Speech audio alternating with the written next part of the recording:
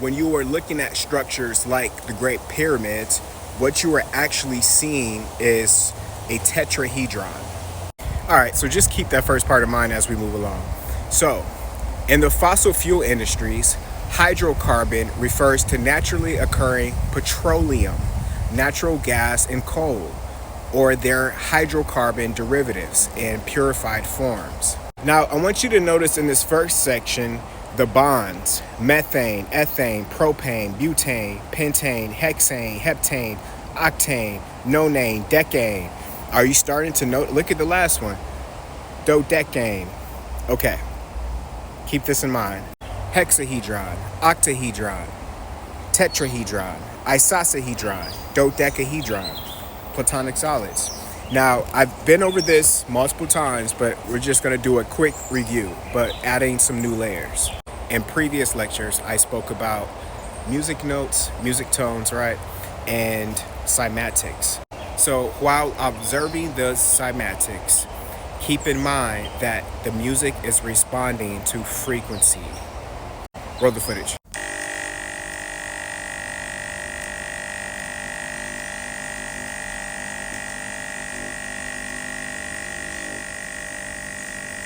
Tetrahedron, isosahedron, dodecahedron. Notice the shapes.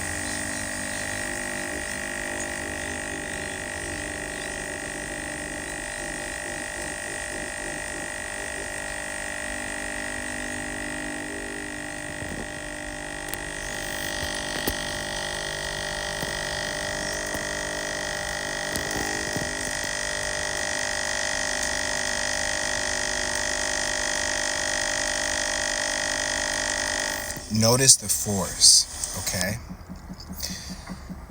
Now, the force that was causing the water to react to the sound frequency and then take the shapes of the platonic solids is the same force that you see when you have magnets that are repelling, that are reacting to the larger magnetic field. It's stored energy, okay? Keep that in mind. Side note, before moving on, if you've been following me for a while, then I've mentioned this before, but as a young child, I used to always have this repetitive thought about magnets, like the force that magnets give off, harnessing that force and using that for like levitation and other forms of power. Okay, before moving on, frequency in physics, the number of waves that pass a fixed point in unit time. Also, the number of cycles or vibrations undergone during 1 unit of time by a body in a periodic motion.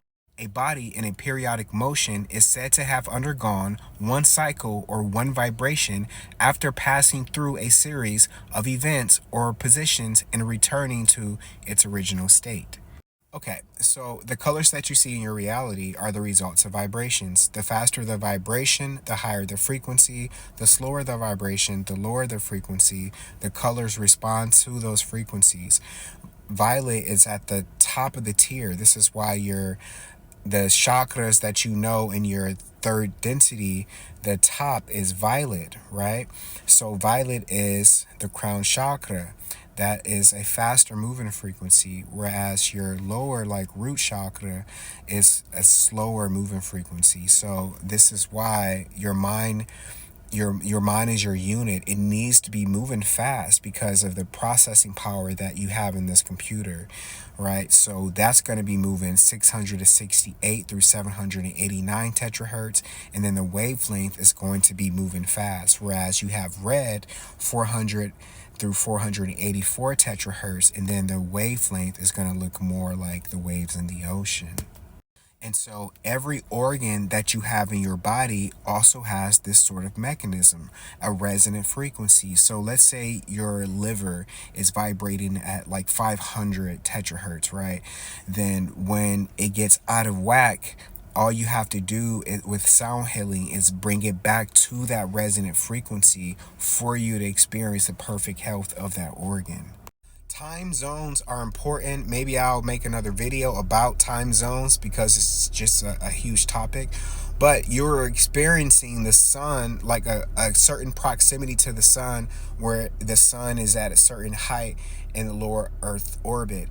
And so the sun makes a certain rotation, and the rotation is ecliptical. It's like a Fibonacci sequence. And this is why you can be walking around and feeling at like 11 p.m. and still be, experiencing like a full day. This is why, Alaska experiences 30 days of night, so forth and so on. Anyway, the vibration that you are receiving from the sun directly affects the reality that you are experiencing. But anyway, now when I say that the sun moves in a Fibonacci sequence,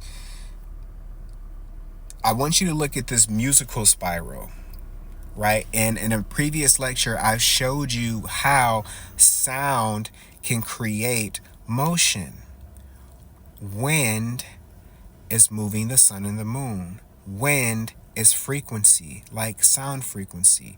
It's the force. The force is moving the sun, and okay, I hope what I'm about to say doesn't confuse you, but the wind has a certain scale. The wind has frequency. The wind has tone. Those tones move the sun and the moon. The sun and the moon are moving to like a song. You can actually see the sky playing this song often, and we receive this knowledge in the form of "Twinkle, twinkle, little star, how I wonder what you are, up above, oh so high, like a diamond in the sky." Hold up, I probably got the words wrong. It's been a while, but okay.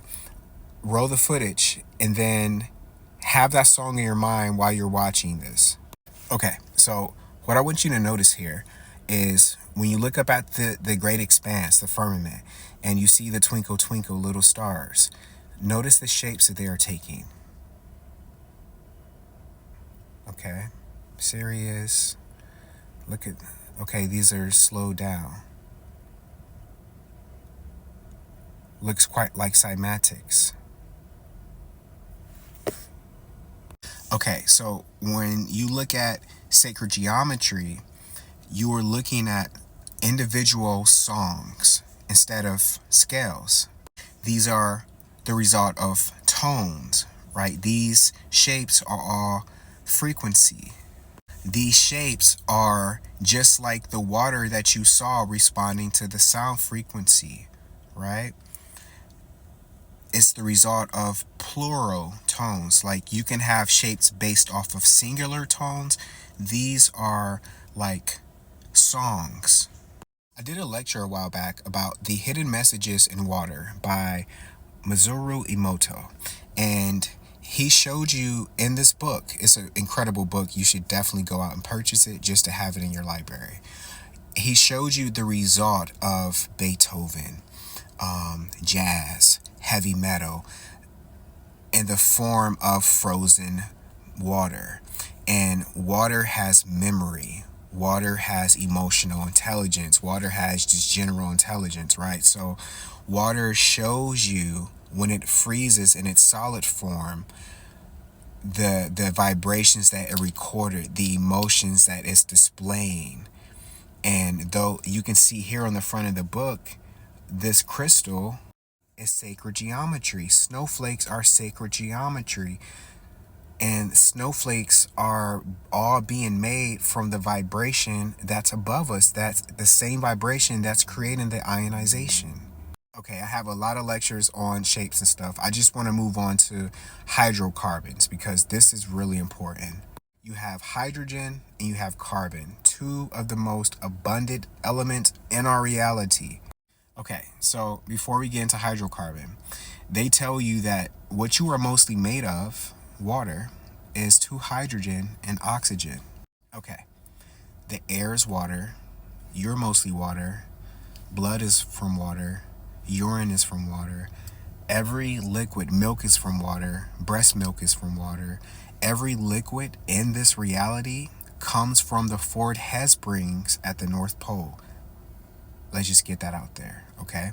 So, but what happens when you fuse hydrogen and carbon? Okay, Remember, I started off this video talking about a tetrahedron, all right?